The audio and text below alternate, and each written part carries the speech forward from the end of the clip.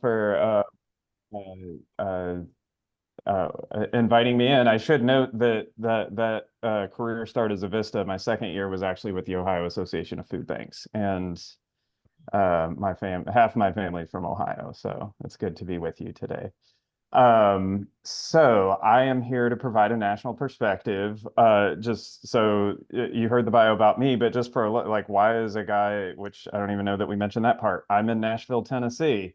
And I work for the Martha O'Brien Center. So super briefly, we're a nonprofit with a 130-year history serving one of the densest concentrations of poverty in the state of Tennessee, and among them in the country, in the Casey Homes community that we serve.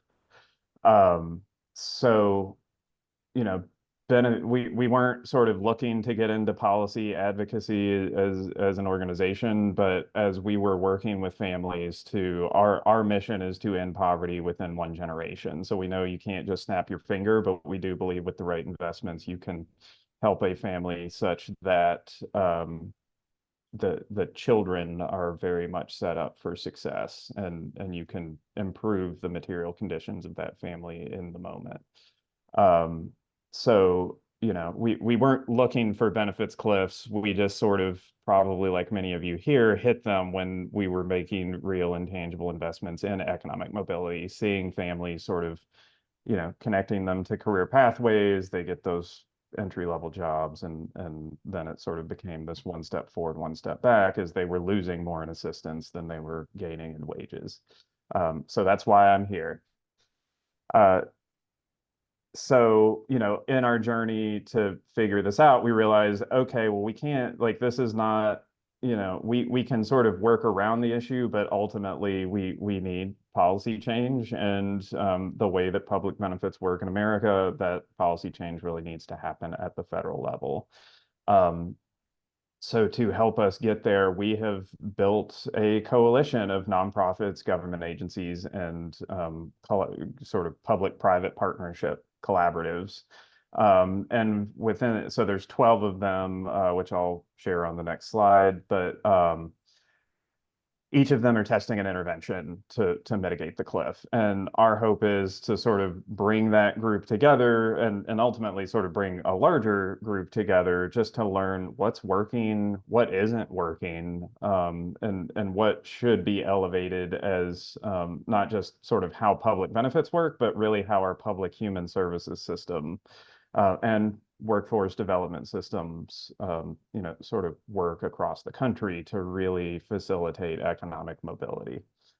And so to help us get there, we have a coalition that is coast to coast. They're doing some really cool things. I only have 15 minutes, so I'm not going to go into all the details. You can see them here. You can Google them if you're super interested. We'll be sharing things about them in the months ahead. And I'll kind of give some teasers about a few of them, but yeah, so this is sort of our initial cohort. All right, so before I start sharing sort of that national perspective, I wanted to start local in a way. So it sounds, my understanding is everyone here has a fairly firm grasp of sort of cliff effects. Jill mentioned the plateaus. So yeah, I think we spend a lot of time talking about sort of that, the literal, you make another dollar and you lose $2 scenario. But I think, so y'all are kind of the guinea pigs here, full disclosure, but I do want to highlight another dimension of essentially it's a form of benefit cliff that doesn't get talked about as much. So what's on the slide currently is, so 100% on this chart. Hopefully that shows up well for folks. That's basically making ends meet. That's a living wage, whatever you want to call it, a self-sufficiency wage, whatever you want to call that. It's being able to, punch clock, bring home a wage that supports your family. So for a family of three in Cuyahoga County, Medicaid support in Ohio for your kids is going to get you a little over halfway to self-sufficiency. SNAP drops off at about a third of the way. So that's another thing that we need to think about as we're trying to fix cliffs is we wouldn't, tell someone to drive somewhere that requires a full tank of gas and then give them a half a tank and expect that they're going to get there. So I want to highlight that as just as we think about these problems, that it gets complicated really quick, but this is a particularly important sort of dimension to consider in this issue. All right. So, no, that's fine. That was just an intro slide. So policy solutions. So like I said, the coalition that we've built is really around bringing stakeholders together to learn from each other to figure out what we should elevate. I think the reality is we haven't really compiled the evidence base for what works. And so we're early days in our work. So I can't come in and be like, these are the 12 policy proposals that are going to fix this. But I do want to share sort of our working framework really about a month into this. There's sort of what I call the gimme. Like, we do need to get rid of the literal cliffs. Like, we shouldn't have these financial barriers that are stopping families from moving forward. So that's one piece. But again, I mentioned it's not just about the public benefits, it's about what public human services looks like. And so that's where we bring in centering the experiences. I just put those who are living it because I tried not to have a wordy slide. But what I mean by that is the families who are navigating cliffs, who are navigating poverty, and ensuring that we're deploying sort of human-centered design principles so that we're thinking about, as we're designing programs and how families might, or caregivers, parents might move through workforce programs in relation to the assistance they're receiving. Like, what is their experience, and how do we make that as sort of seamless and empowering as possible? And so kind of building off that as well is ensuring that our workforce system is aligned to those employment opportunities that are going to sort of get those families to that 100% mark, right? We want everybody to be able to get to that self-sufficiency wage. And then the other piece in that is, so this also kind of goes back to that half a tank of gas metaphor. Like, what we're recognizing is sort of the default system that we have doesn't adequately meet families' needs. And so if we're going to give families the opportunity to get ahead, to essentially work their way out of poverty, we do need to make some fairly substantial investments, not just in sort of material needs, food, shelter, basic need type things, but the other basic needs of social connection, social supports, and recognizing and supporting emotional needs and mental health. And then I'm gonna wait. I can't quite see everybody right now. I've just got the screen where it just gives me like 4 faces. But I bet if I did a hand raise and I said, "Who is transportation, childcare, and housing? Are those issues y'all are running into in the Northeast Ohio region?" I'm gonna wager you'd get some hand raises. So that's another sort of part of our framework is we do need to think holistically about, how are we working with I see a hand raise. Thank you, Kyle. And more. Okay, yeah, great. Thank y'all. So that, like, part of this is how are we making public investments to support these needs? And then these are in no particular order, but the last one on the screen is just how do we ensure that staff are equipped? Like, this has come up over and over. Like, as whether it's like up there, your JFS worker, or somebody in a workforce development organization, like, how are we actually equipping staff to help caregivers and parents navigate sort of the process of coming off of assistance? So that's sort of the framework that we're working from.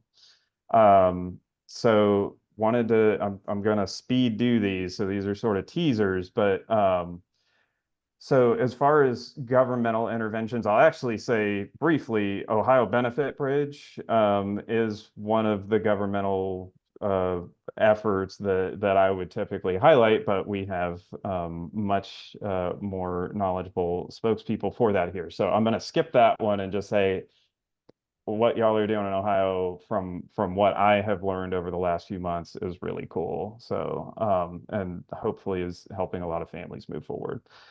So just briefly for some other examples of what's happening in the wider world, uh, Washington, D.C. has this pilot called DC Career Map. It is specifically for families who have experienced homelessness. And so they've made a 5-year commitment to these families, which may be extended, um, to essentially eliminate the cliff. So families are placed into subsidized housing as they, pursue training opportunities, get better employment, and their incomes increase. What happens is I almost said the state, the District of Columbia, is able to essentially prorate the rent because the family would normally pay that 30% share of rent. So they reduce that down to offset the loss in any public benefit of the other public benefits they were receiving. If that hits, essentially, if that rent liability hits $0, what they then do is they provide a lump sum payment to sort of avoid some of the other cliff effects that can happen. They provide a lump sum payment to that family, again, to offset any additional benefits that they may have lost. It also has a match savings component, and they have emergency assistance dollars. So they're really making a holistic investment so that families don't have to worry about making ends meet. They can just focus on getting ahead for that 5-year period. Another cool one up in Vermont. I don't know if I can't say this for sure if they're the first or only, but certainly they're among the first and one of the few to within their state TANF program. They've actually both eliminated the work requirement. So sort of that arbitrary, well, you have to do X number of hours to get your assistance. And they've also adopted a coaching model. And the benefits of those changes are like they're still kind of hitting the numbers as far as like legal requirements, but they've taken away sort of that the stick, and they've replaced it with just a lot of focus on how do we support the family and being able to be employed rather than just telling them they have to, engage in a work activity. Another cool thing they're doing is they have a pilot. So they call their TANF program Reach Up. They have a pilot called Reach Ahead that's really focused on they provide transitional cash for retaining employment. They provide supplemental food, and they've really started to look at some of those systems issues. So they've made some, there's no transportation public benefit for most folks anyway. So they've done that. And Joey, you came off mute. Yeah. Yes, I did, just because we have a question that seems would be yeah. helpful if be answered, right here. But the Director Gowan was asking, how did Vermont get federal approval to remove the work requirement? So I think so my understanding it's a great clarification. So, and I'm muddled how I explain that. I don't think they're still subject to, but what they've done as far as the families coming in, they're not doing that, because what ends up happening is like you can exception out a certain number of families, and then a lot of these families are going to comply regardless. And so that's really, it's almost, as I understand it, it's almost more of a messaging thing, but I don't want to over explain or like explain beyond my actual understanding. So I'm happy to make a connection to them for because I'll be honest, TANF is a program that I don't fully understand of the public benefits I have worked in. But my understanding is they're still subject to the federal WPR, right, the work participation rate, but they just realized that there were ways they could achieve that without sort of just blanket having this requirement.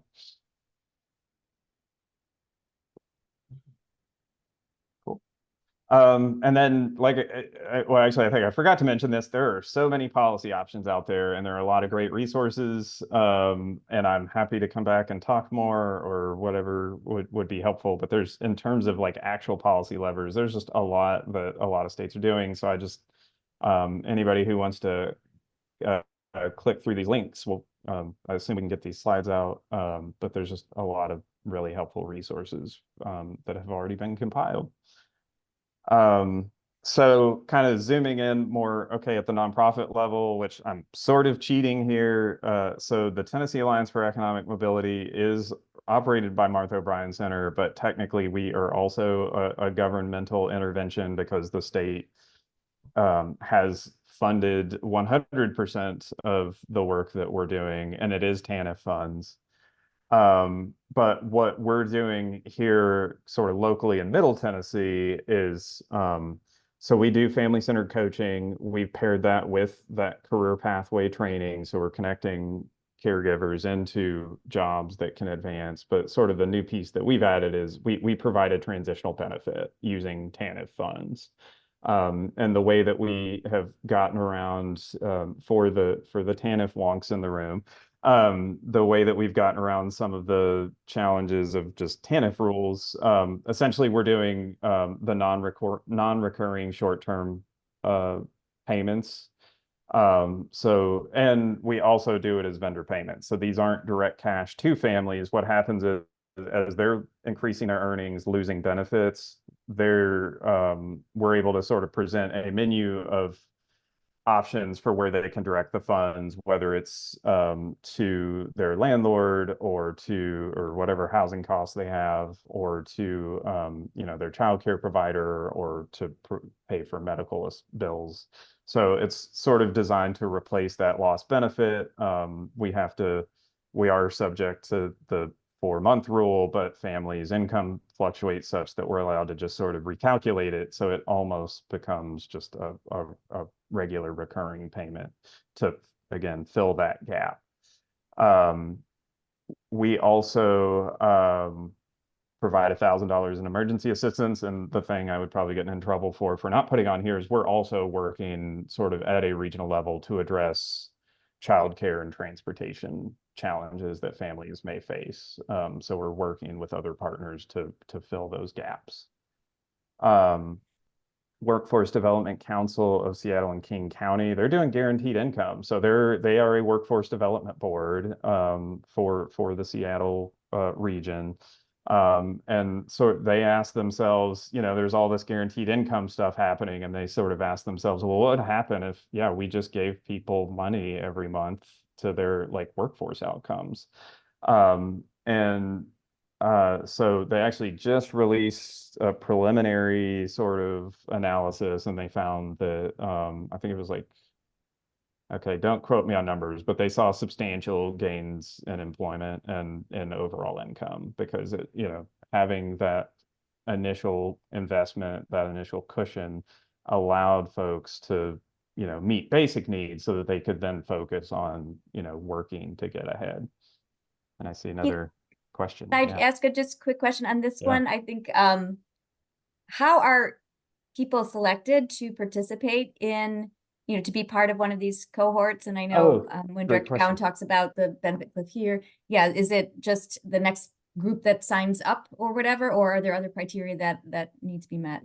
That's a great question. I'll just jump super briefly. So like I mentioned with DC, you specifically have to have been a family that sort of entered their homelessness services system. And then they had like 1,400 people apply, so they had to randomize. And so they're using that to sort of build evidence of this is what happens when you invest in families.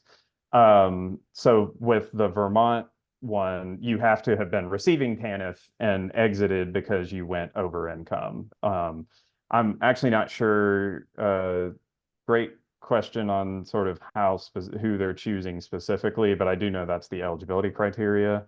In Tennessee, it's literally just connecting with one of our partner agencies and getting enrolled. We do have a randomization, so we're also trying to just make sure that what we're doing is better than doing less. But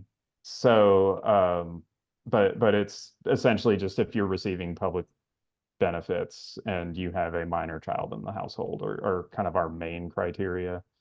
And then with Workforce Development Council, it's kind of interesting. There's a program in the state of Washington called Economic Security for All, which is sort of a workforce it's as I understand it, it's state dollars sort of over and above WIOA that are intended to serve individuals who are sort of historically marginalized. And that's sort of broad base. It is Black, Indigenous, and people of color, but it's also survivors of domestic violence. It's folks leaving incarceration. So it's sort of a large bucket that gets collapsed into historically marginalized groups. But all they have to be, so anybody who could have been randomized into this guaranteed income pilot just had to meet those criteria. And I see another hand. Hello, Melissa Rosanello. I have a question about the King County, the Workforce Development Council. Two things. You said that there was a study coming out on the results of this particular one. We've been looking at this quite a bit, and what I've heard from the staff that's really trying to approach funders around it is that funders don't want to give people just cash. And they don't want to give them cash unless they're meeting a bunch of criteria. But there's a lot of studies showing that it actually works. You don't have to have all of that other stuff to muddle it. And it does work to bring people out of poverty, and they actually do improve and move along in their careers. And so I'm just curious if you know when the study's out, if it's out, if we can have a link to it. And I'm just curious because it says government and philanthropic. So it would be interesting to hear how that philanthropic community and the government decided that this would be worth something to try for King County. Yes. And it has been released. I know I probably need to keep moving along. So when I stop talking, what I'll do is find the link and drop it in the chat. And also we have a mailing list, which I'll plug at the end, so that's how these things will get shared on our end moving forward. But yeah, so they are doing cash, and they are seeing promising results. Couple other things. So I did see a member of the Federal Reserve System in the room in the introduction chat. So Federal Reserve Bank of Atlanta has a tool for practitioners, such as many who are here, to help folks as they're navigating the cliff. Some of you may already be using this tool, but I did want to just highlight that this is available, and I'm happy to make connections to, I work pretty regularly with the Atlanta Fed folks, so happy to connect if of interest, but they've really built out some cool tools, and you can, again, when the slides go out, there's a link, but to help plan around, mapping out a career trajectory and what that will do to someone's relationship to public assistance so that they can plan that out effectively. And then the other kind of cool practice that I've seen, which I was like prepping for this, and I'm like, oh, well, wait, Towards Employment is already the sort of the lead agency for this in the Northeast Ohio region. But employer resource networks are a really cool employer-driven solution or sort of employer-led solution that I've come across, because it's really sort of puts employer skin in the game, like they are paying for this, or that's the ultimate goal. But it's really around sort of this EAP on steroids, right? So it's recognizing that families who are exiting poverty or experiencing poverty and looking to exit, that they are going to have those additional barriers. And so yeah, there's like the ROI for employers is great, and it really does help workers who are trying to get ahead, maintain their employment, and down the road have those opportunities for advancement. So another great intervention that I don't need to plug as much because you all are already doing it. But if you didn't already know that, talk more to. I'm just going to throw it at Jill. So with that, I'm gonna sorry, I know we just talked about this, but I already forgot if I'm taking questions now or we're holding, but this is if you want to do like the camera thing with the QR code, this will take you to our mailing list. Also, you'll be able to do the link when you sign out, and I'll drop the link in the chat when I stop talking. But thank Thanks, you all. Keith. Thank you so much.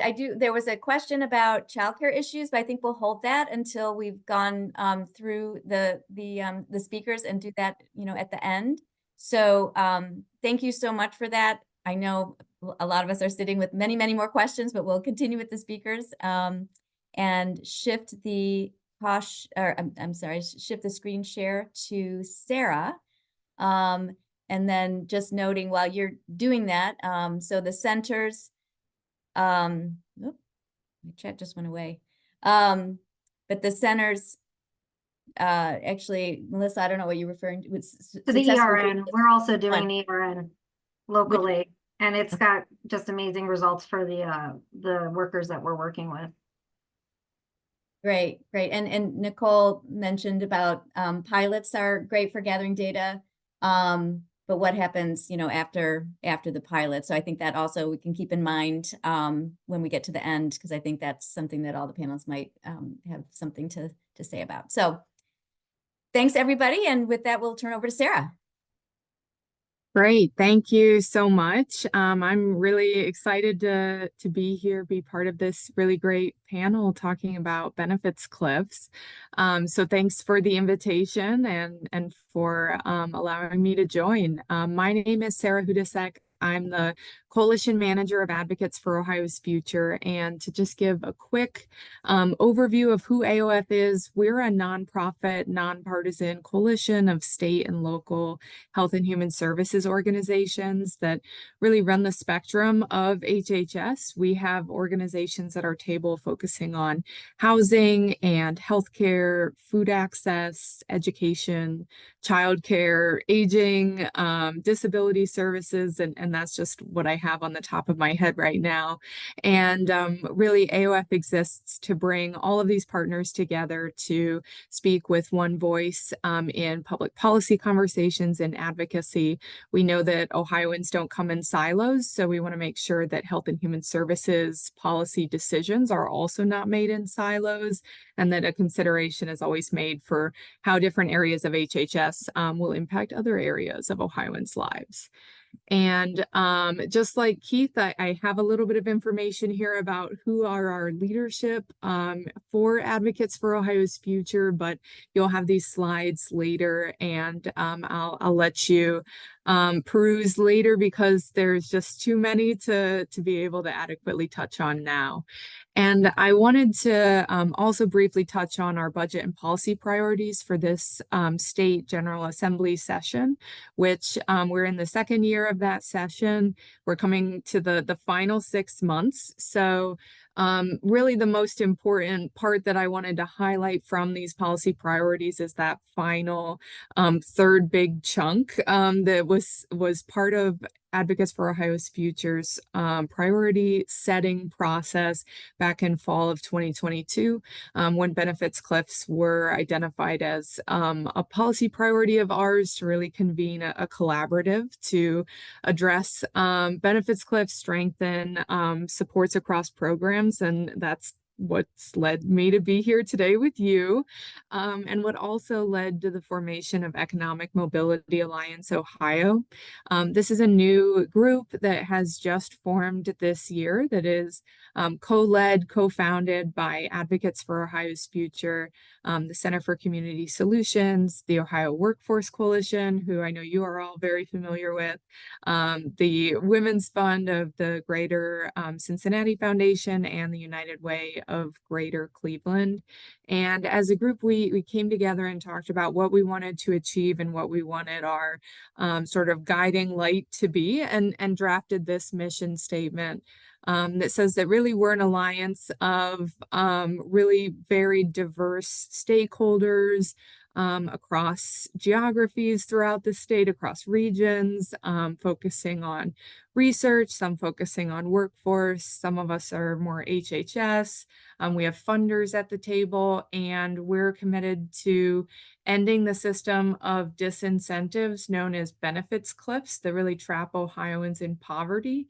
And to do that, we're going to raise awareness, advocate for positive solutions to eliminate benefits cliffs, to reduce disincentives to work, and also to create a more seamless pathway to economic stability. So the ways that Economic Mobility Alliance Ohio has identified that we want to do that, I compiled some of our policy priorities. I narrowed them down for this presentation because we do have a rather, broad list of policy priorities that are in our sights for the coming years, and they really fall into a few buckets. And the first bucket is mitigating and eliminating benefits cliffs and improving existing programs. And the first priority under that bucket is improved benefits administration. And you might say, well, hold on, that doesn't have anything to do with the traditional benefits cliff that we're talking about, where a family earns more, loses benefits, or decreases benefits and ends up with less money in their pocket at the end of the day. So there's really an opportunity within this benefits cliff conversation to talk about the experience of Ohioans on public benefits and how to ensure that when low-income Ohioans are facing barriers in every other area of their lives, that when they are receiving public benefits, that process is as simple as possible, as seamless as possible. These are really complicated benefits that in some cases are administered by different agencies that all have different application processes in some cases. So really looking at how can we encourage the state to invest in new ways to make that benefits administration process, that experience of being on public benefits, a more improved process. So sort of an investment in casework and the work of people and less an exchange of paperwork that sometimes we see in public benefits. And another area of this is to address the challenges of churn and redeterminations. So churn is really this idea of sometimes Ohioans are on public benefits. Maybe they earn just slightly too much. They're just at that threshold. They lose access to that public benefit. Then maybe a month later, 6 months later, they re-enter that public benefit program. And it's sort of the cyclic nature of being on, being off, being on, and not really being able to move forward towards economic stability and mobility. So if there are investments that we can make to ensure that Ohioans aren't stuck in this endless cycle of being on and being off public benefits programs, and we can ensure that it is a path sort of up and out instead of a whirlwind tornado cyclone, then that's something that Economic Mobility Alliance is focused on. And then our second bucket is reducing disincentives to work. This is maybe what you would traditionally think of as the benefits cliff. One way that we can do this is to increase the Ohio Works First eligibility level. This is Ohio's Temporary Assistance for Needy Families Cash Assistance Program. It's currently set at 50% of the federal poverty level, which is intended to be a program to serve in extremely low-income Ohioans. But when those Ohioans reach 50% of the federal poverty level, they're still in a very vulnerable economic financial position. So if they're able to stay on the program through maybe 100% federal poverty level, then that would allow Ohioans to earn more earned income from jobs and from wages while still receiving a decreased TANF cash assistance benefit as they move up in that wage bracket. And then also creating or increasing earned income disregards in public programs. So a lot of programs do already have some level of earned income disregards, but some of them are very low. There's also sort of a reverse earned income disregard where you can deduct for expenses from your earned income.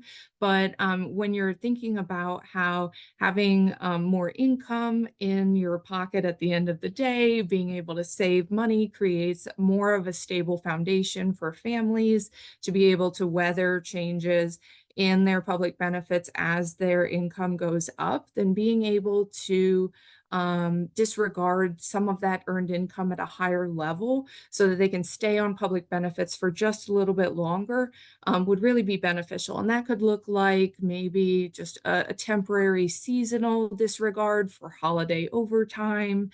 It could look like a lot of things. And so that's something that we're exploring. And then finally, our third bucket is creating a pathway to economic stability. So once families are on benefits and once families are working, how can we ensure that they are able to move really towards economic stability and mobility? One of the ways we can do this is to increase publicly funded childcare minimum eligibility to 200% of the federal poverty level.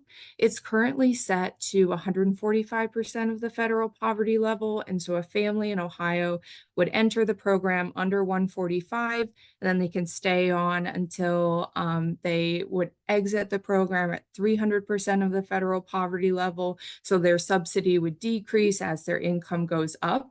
In the governor's State of the State address last month, he did introduce a temporary program that would serve Ohioans between 145% and 200% of the federal poverty level. But the only issue with that sort of added on program is those Ohioans cannot continue on to 300%. They're only able to be served at 200%. So there's still a lot of value in being able to increase that so that Ohioans can enter anytime under 200% and stay on through 300. I know in Keith's chart that he shared in his slides, the Earned Income Tax Credit was one of the programs that was mentioned. So Ohio has a non-refundable state Earned Income Tax Credit, which means that after a low-income Ohioan uses that credit to cover any outstanding tax liability, they don't receive any of that leftover credit in the form of a check or a direct deposit. So it's essentially lost. And a lot of Ohioans who are lower income don't have a lot of tax liability owed at the end of the year. The federal level does have a refundable Earned Income Tax Credit, and it would be really beneficial to pair that with a state level refundable tax credit that would allow Ohioans to really receive that refund and really reward work, incentivize work, recognize work at the end of the tax year. And then there's also some opportunities for employer incentivization, and I have a little bit more about that on the next slide. So some of the legislation that's moving forward and being discussed at the State House right now that is aligned with our priorities. Here's some of those pieces. So House Bill 428 would establish a state-funded minimum SNAP benefit of $50 per month for older adults with no earned income. Currently, the federal and SNAP, acronyms, the Supplemental Nutrition Assistance Program, so food assistance and food stamps. And the current federal minimum is $23 a month. So what this bill would do is provide a state-funded boost of, in the case of older adults who are receiving $23, they'd receive $27 from the state and would receive $50 total. If those older adults are receiving $41 from the federal government, for example, they would get $9 from the state. So that's a really great way to ensure that older adults who have worked their whole lives, who are living on a fixed income, are not earning earned income from a job, from wages, are able to maintain economic stability in their older years. When we're talking about improved benefits administration, House Bill 7 would require the state to look into the feasibility of online benefit loading for the WIC program, which is the Special Supplemental Nutrition Program for women, infants, and children. Currently, there's no online application that has to be completed on paper. It has to be either presented in person or mailed in. And then once you're on the WIC program, families have to go in person to their WIC clinic to present their card and have that benefit added. So making sure that that is able to be an online process, just like all of our other public benefits, would really improve the experience of Ohioans. It would make sure that no one is losing access to WIC simply because of transportation issues, because of not being able to take off work to go to their local clinic, things like that.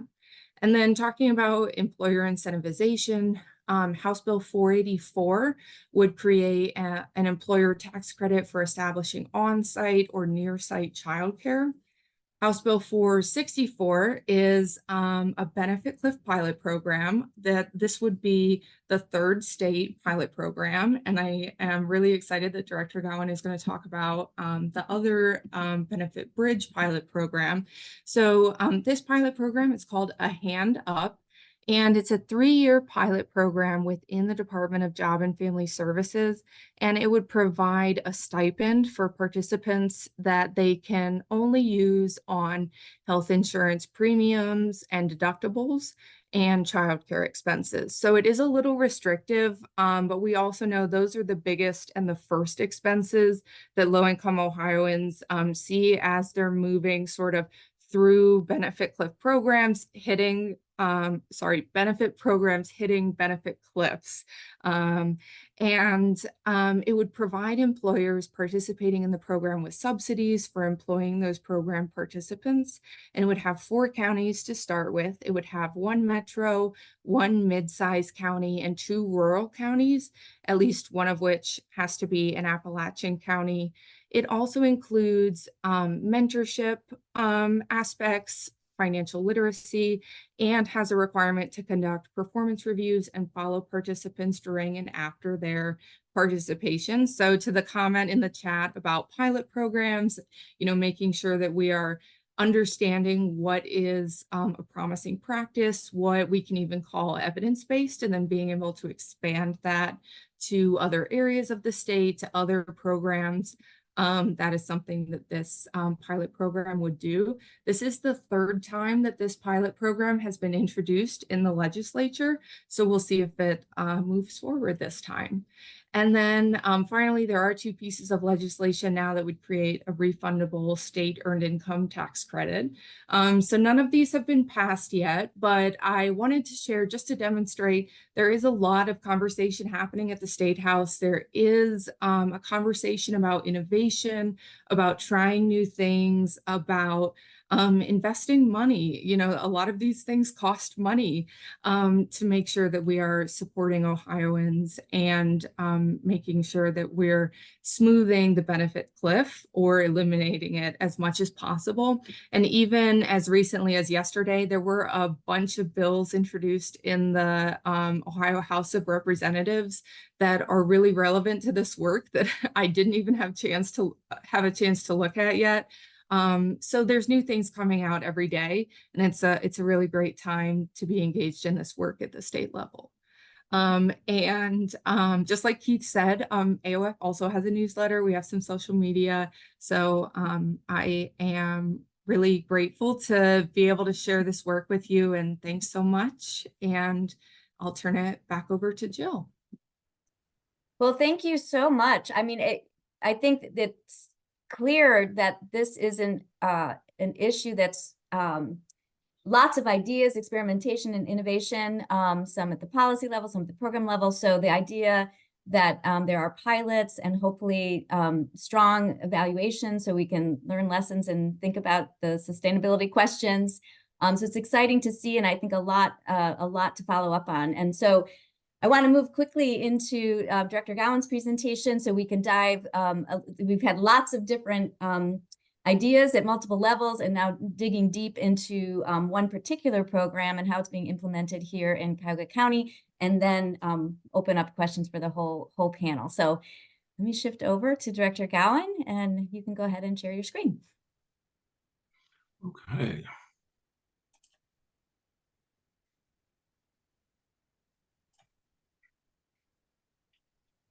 Okay, it looks like it's working. Can everybody see? All right. Okay.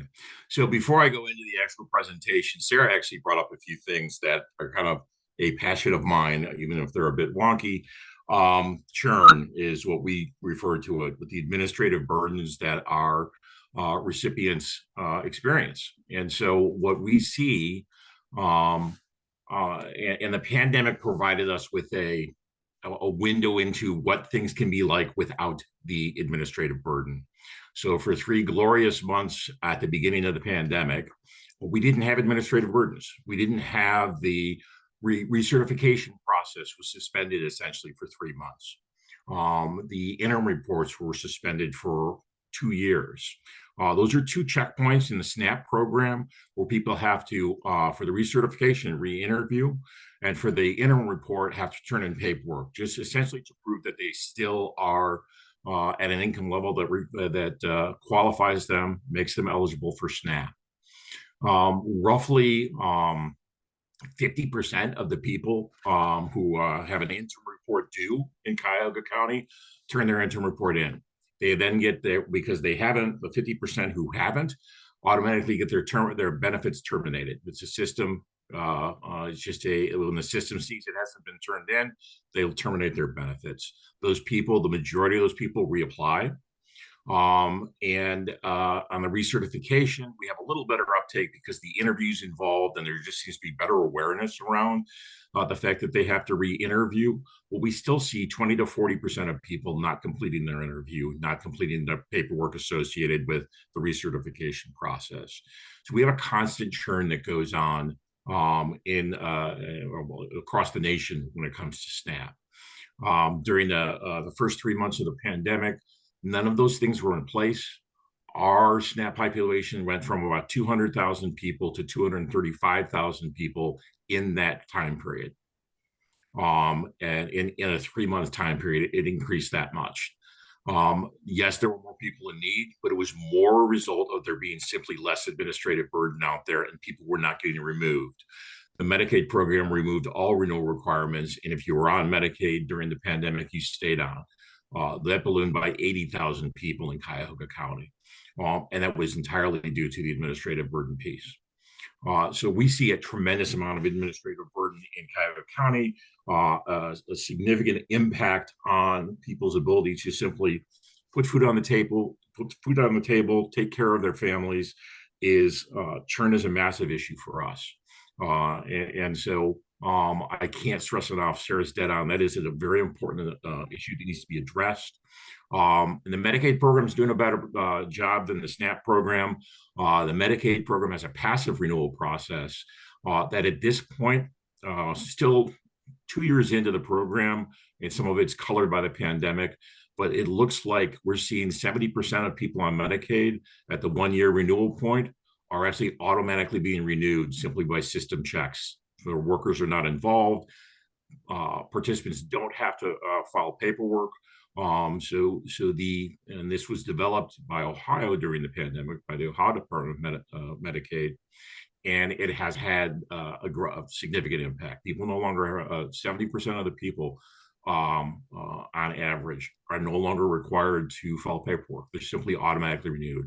So removing those burdens is a tremendous benefit to individuals who are experiencing poverty and income strains. So thank you, Sarah, for bringing that up, because it gave me a chance to put that in. I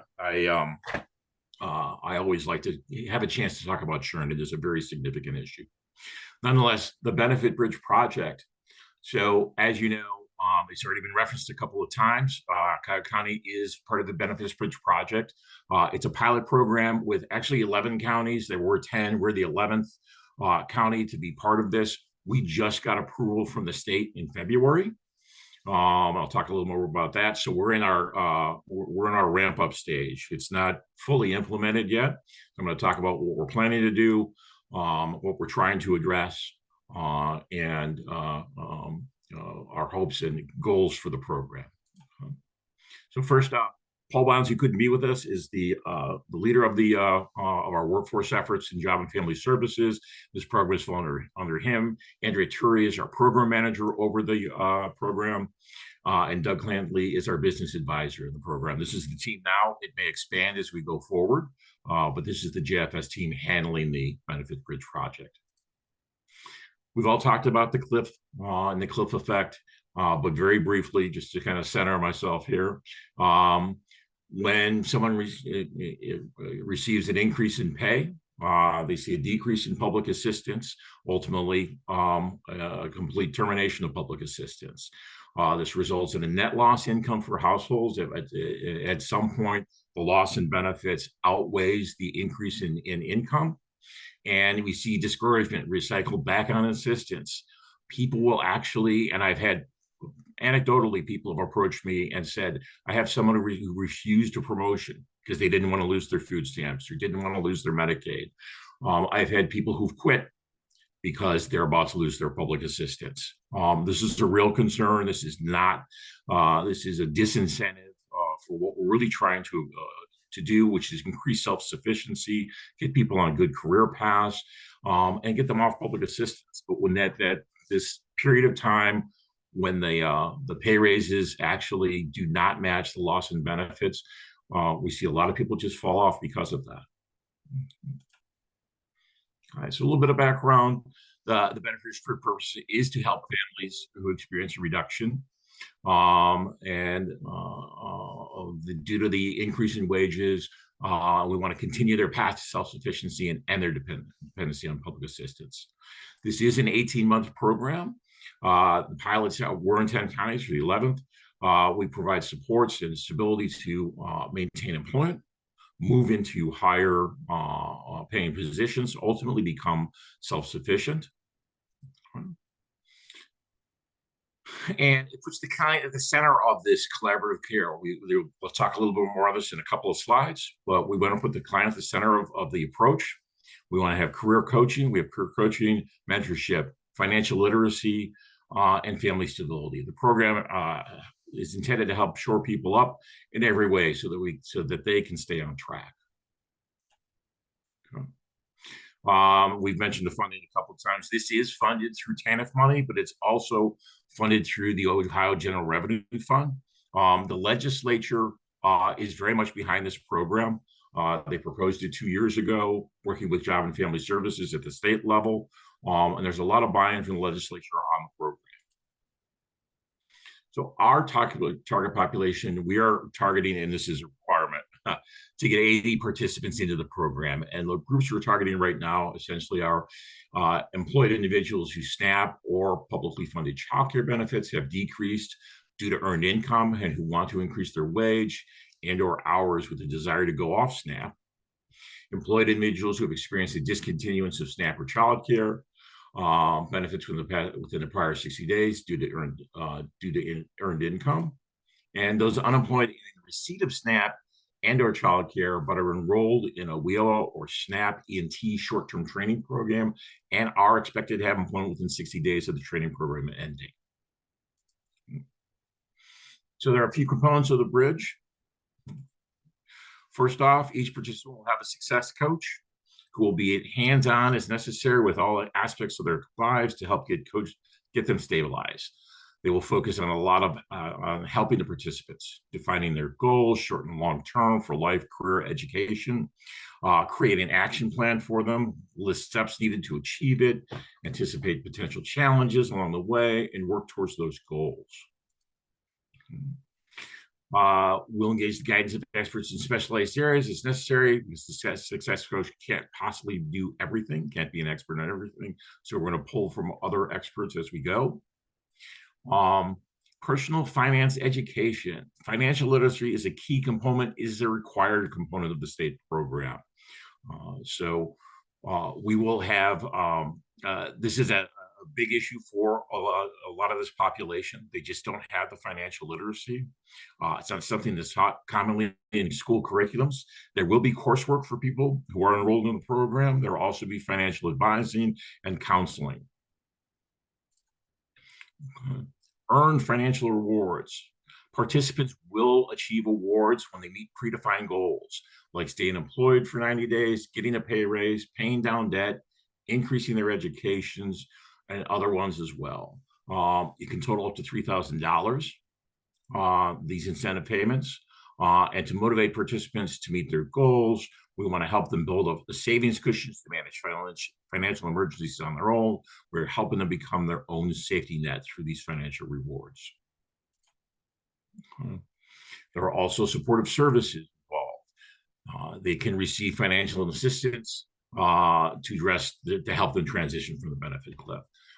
If their food assistance suddenly discontinued and now to make too much money, we can extend it. Put on a tapered down schedule to make the transition more gradual, more of an off ramp than a cliff.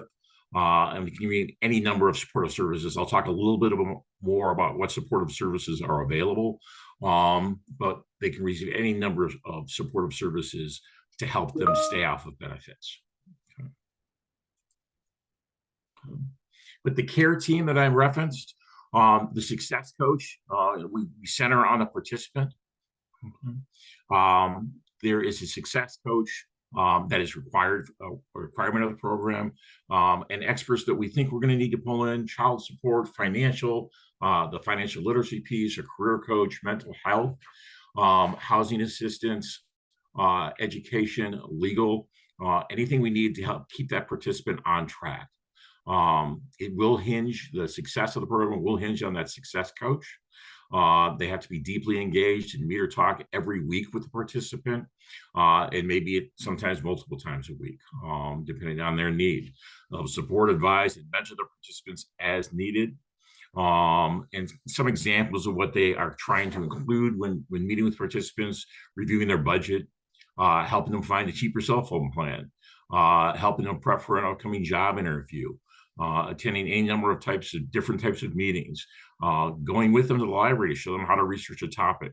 Really, the success coach is a one-on-one mentor to help them. And I mentioned the earned incentives. Examples of incentive payments, I mentioned employment retention, a pay raise, a promotion, attaining certain educational goals, their GED, a degree, a certification, completing an apprenticeship. Those all have potential earned incentives around them. Obtaining stable housing, obtaining reliable transportation, opening a savings account, paying down debt. Those all have potential earned incentives for our participants. In terms of supportive services, some of the stuff we'll try and address, we'll try and supplement their staff benefits as they decline. We can provide them with hygiene kits, which may sound a little into the weeds, but it's a common concern that we see when working with the population. Help with utilities, help with transportation, if they have a vehicle repair they need to do, if they need to if they can put themselves in position to buy a vehicle, help them potentially with a down payment. Help them with childcare, help them with clothing, internet, even legal services. These are kind of a barriers, and this is not an exhaustive list, but these are some of the common barriers we see as people are trying to become self-sufficient, and we're trying to cater the program to address these barriers that commonly come up. So I have kind of an example of just how this would work in real life. We have just our generic example is a single mom with one child who works a minimum wage job, 30 hours a week, and currently lives with her sister. And she has goals that she set of completing her GED, getting a higher paying job, and having her own apartment. In the situation, she's taking personal finance classes as required, and she's taking classes towards obtaining her GED. She can't get it done. She's struggling with her GED studies. She tells her success coach that she could really use the help of a tutor. The cost is going to be $960 for $60 a session over 8 weeks. We will, the benefit program can pay for the tutors, the $960 for a tutor as a supportive service. If she finishes that GED, she gets it, she could earn $250 as an earned incentive. After getting the GED, she can be working with OMJ and gets a job offer to be a bank teller at $16 an hour for 40 hours a week. That gets her an incentive. It actually gets her 2 incentives. She gets the $250 incentive for a better job and another $250 incentive for increasing her hours because she was only part-time previously. She's also at this point researched apartments in the area, hasn't found one, doesn't have enough money to pay for the security deposit and first month's rent. We can work with her and determine, yes, it's appropriate to pay her first month's rent as a supportive service, allow her the breathing room to collect a couple paychecks from her new job and build up her savings account. Okay. And in the meantime, she finished her financial literacy classes and is potentially eligible for, or is eligible for, the $250 incentive for that. So that's how it can work. I kind of breezed through that, but that's how it can work. And the multiple payment points that can be there. The green, obviously, are the incentive payments. The purple are the supportive payments that happen in this generic case example. but that's how we envision the program working. Okay.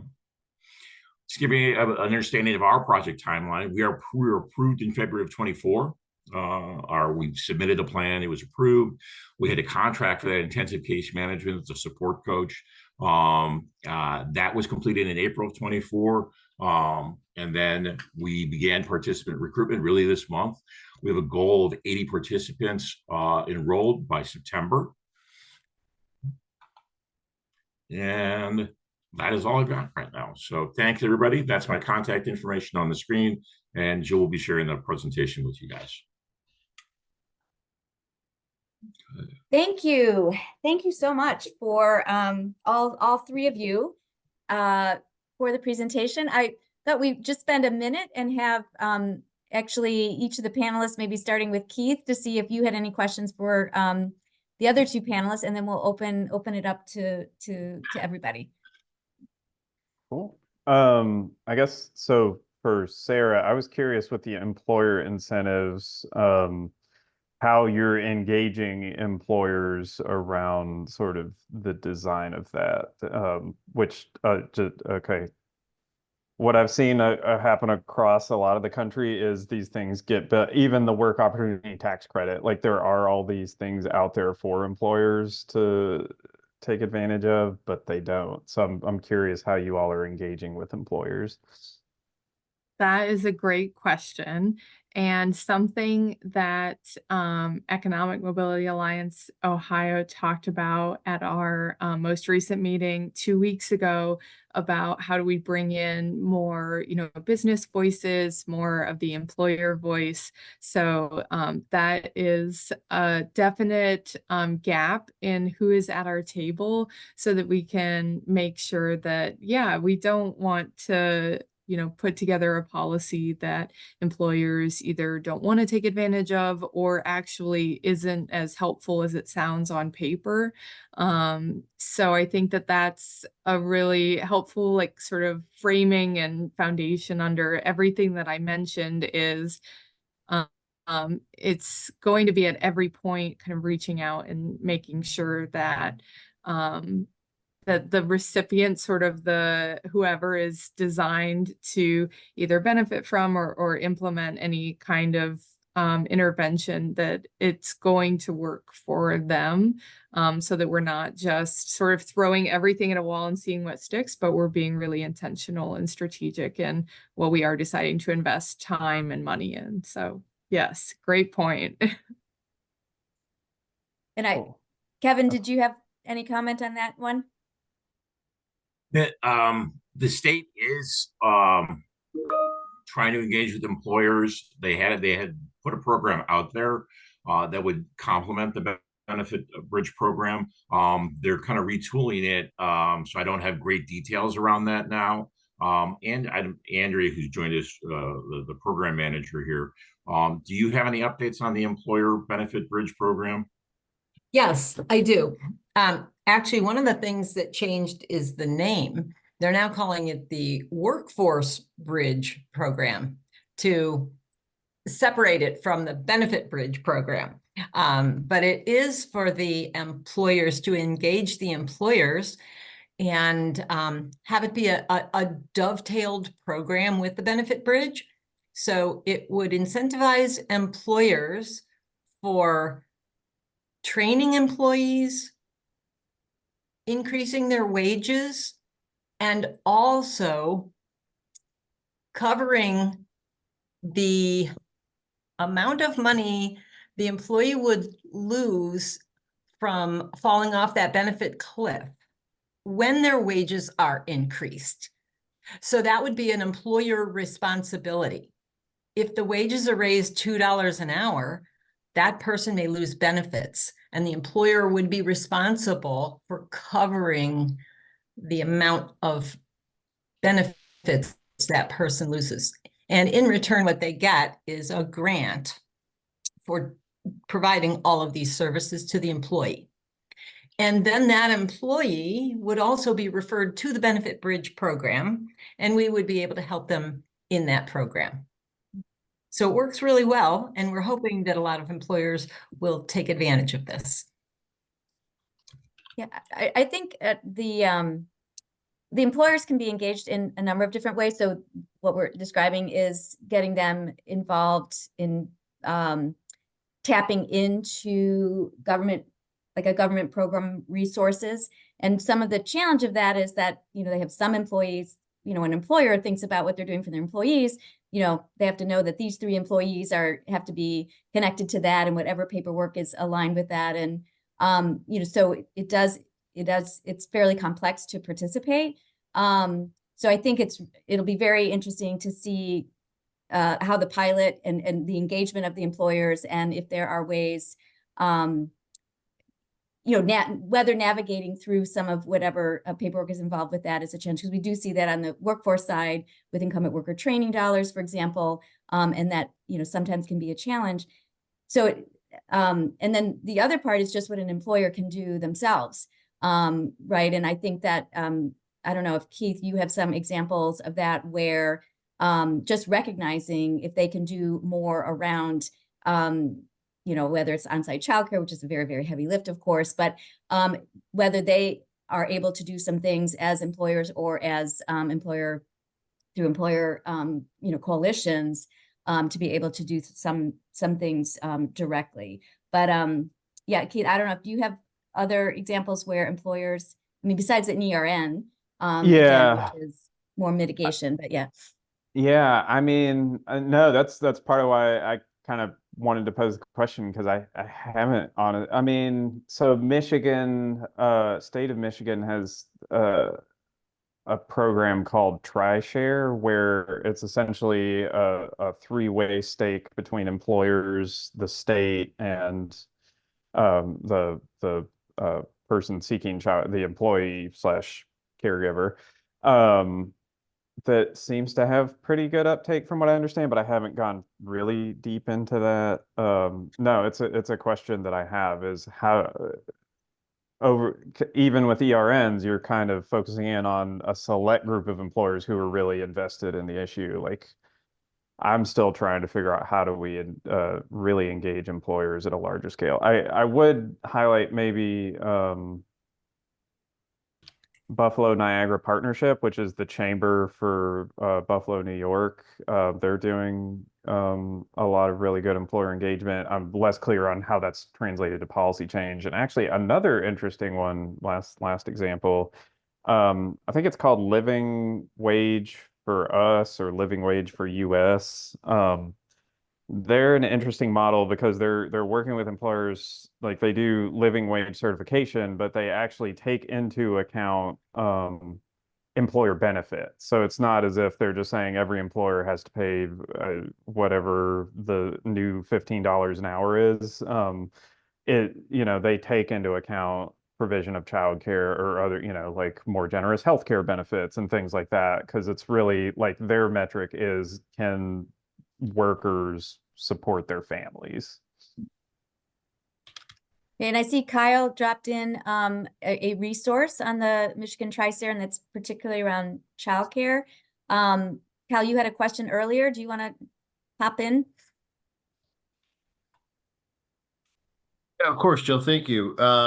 So Keith, you mentioned that you guys were doing some work to address child care issues in your program. I was just curious as to what you guys were getting involved into. Here locally, it's really around just trying to build partnerships with childcare providers and create better access point. Yeah, nothing super sophisticated or fancy or we're having progress, but yeah, we haven't like solved childcare in Nashville. But we built it into the intervention though, right? Like it is part of, we're building towards solutions. Awesome. Thanks. Yeah. Director Gowan, did you have a question for either of the panelists? And Sarah as well. I do not, no. Sarah? No, I think I'm really interested to hear additional questions from everyone in the room. I'm glad, Keith, that you brought up TriShare. There have been some initial conversations at the State House about potentially adapting a similar program for Ohio. So it's always helpful to hear from someone, an organization like Beyond the Cliff, who's following all of the work that's going on nationwide, because it's always easier to be able to point to what's going on in another state and see how that can be adapted to Ohio than trying to sort of reinvent the wheel or invent a new kind of wheel, as it were. So I'm really glad that you brought that up and learned a lot from both the presentations, Keith and Director Gowan. Opening it up to questions from the broader group. And while you're thinking of additional questions, I've just been struck by the different places, institutional homes, that have driven some of this change. So Keith, you just mentioned that in Buffalo Niagara, it was the chamber that is doing something innovative. Obviously here, our Jobs and Family Services is driving some change, directly. In other places, it could be, an advocacy group like AOF. So I'm just curious if you have any comments in this. I mean, Keith, maybe from the broader overview, but anyone on the call, if there's any, we've learned any lessons about effectiveness based on who's sort of driving, trying to drive this change, like what the home, that institutional home is that's pushing the change. That is a great question. I mean, I think there's pockets of success around sort of any vehicle. Our focus honestly is ultimately around federal change, because we're all, whether it's, the county JFS or the state, or, we're all sort of working around the margins of a system that just wasn't designed with economic mobility in mind. So I think ultimately we need those federal fixes, but in terms of sort of mitigation efforts, I think it can come from, as long as working in collaboration is better. I honestly can't think of very many examples off the top of my head where it's like one organization kind of in a silo, whether it is a government or a nonprofit or whatever. You're going to have limited success. So I think my one piece in that is just how do we work together to whether it's mitigation or, seeking solutions. I think that's where you really see the most success. Great. See, a couple of people have come off camera. Any? I would add, in terms of why we're seeing some change now, I think the kind of the changes in workforce we saw as a result of the pandemic, with people trying to fill entry-level jobs and having a tremendous difficulty doing so, has really engaged the employer community. So a lot of that, like the legislation in particular on the benefit cliff, a lot of that's driven by employers talking to the legislators and saying we need a workforce. JFS has a workforce.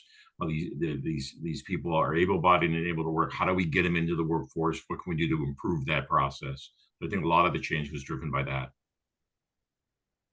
Yeah, and I think if we've done employer education around the existence of the benefit cliff, it's like, really? Wow, that's just not fair, right? How can we get engaged in trying to address it? So I think Emily and then Lori.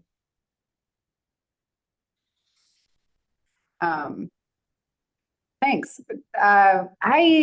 I was just curious, like thank you so much for hosting this and all the presentations. It's fantastic. I'm also trying to get a better idea of who's doing what and what we can learn. And where I struggle is that there's a lot of pilots, but from what I feel like we know the benefits cliffs, it's not something that can be addressed in months. It's more, it's years long that people are caught in these cliffs.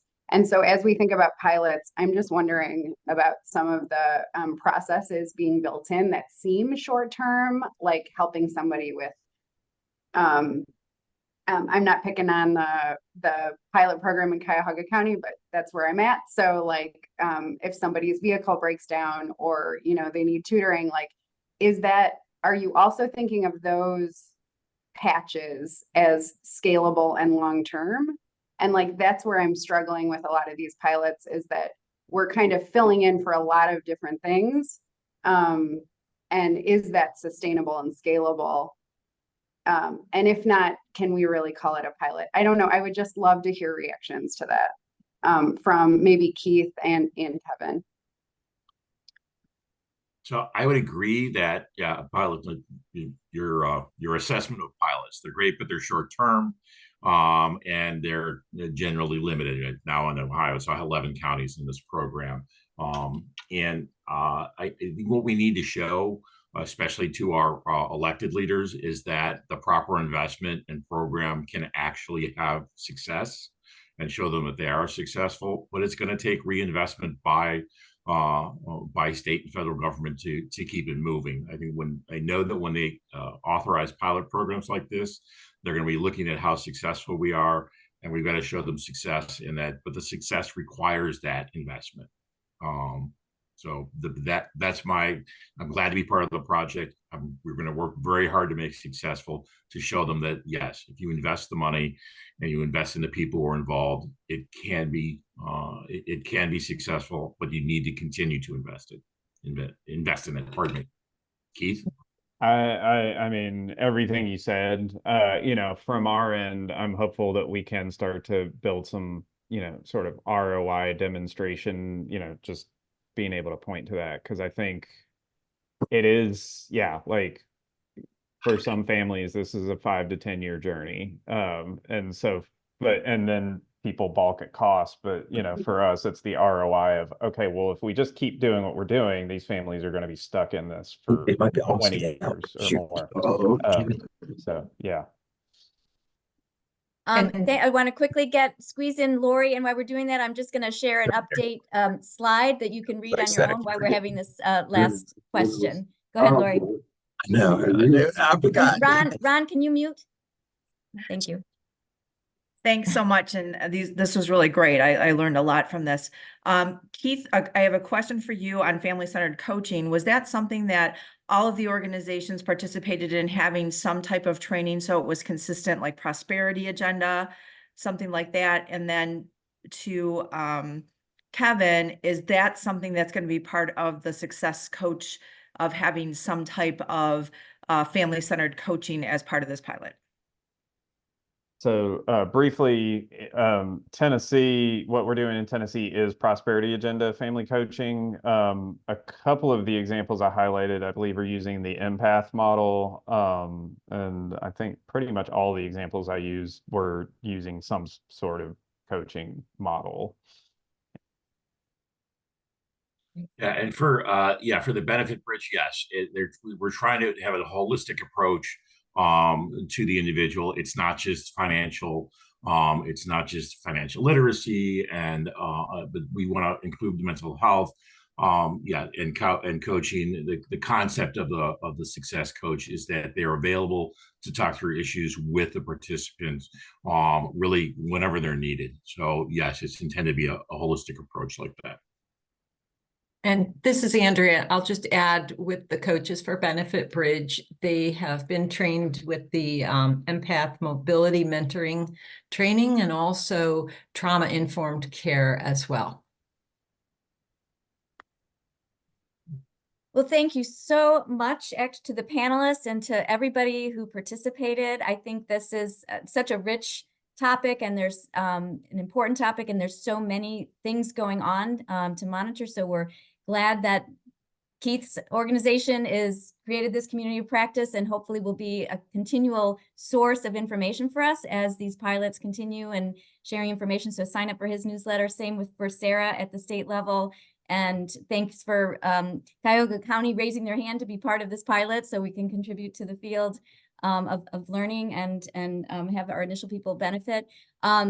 Just referring to the slide that's up, in additional things legislatively, there's a lot going on. But just wanted to call out, because we have talked about it in the past, this Senate Bill 37 is still trying to get out of the Senate, but hopefully will happen soon and go over to the House. But it is looking to reduce debt-related driver's license suspensions. We know that's a key workforce issue. So many people who are restricted from accessing good jobs because they don't have a driver's license, and their driver's license is suspended for issues unrelated to driving. So they're using that as a stick. That there are other ways to try to address that particular issue.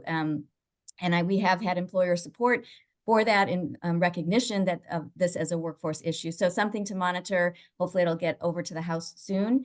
I sort of have red and green here. So that's something we're trying is a positive thing, but then there are also like defensive things that we have to take. And this is much more, Sarah, so this is something to follow through AOF, and this, what's on there is coming from AOF's materials, but there is a bill that's looking, just as we talked about, trying to increase access and reduce barriers to access benefits. This is trying to, bill will put up more barriers. So again, something to watch and look for AOF materials to monitor. And then we have Grace Heffernan here on the Cleveland Pay Equity Alliance. So this is at a city level. And this is really looking at, not using pay history as the starting point for somebody's starting salary. You're paying for the job, not for somebody's previous history. And that has a lot of equity implications. So again, Cleveland Pay Equity Alliance, when we do our follow-up, we can send a link to the work that's going on there and how to sign up, and if you want to be a sponsor for that particular piece of legislation. And I know we're 1 minute over, so I just want to thank everybody for participating today, and especially for our panelists, and look for a follow-up with the PowerPoints and the referenced resources. So thank you, everyone. Have a great rest of the day. Special thanks to Director Gowan for stepping in at the last minute too. Thank you. Thank Bye-bye. you. Thank you. Have a great day. Bye, everybody. Mm.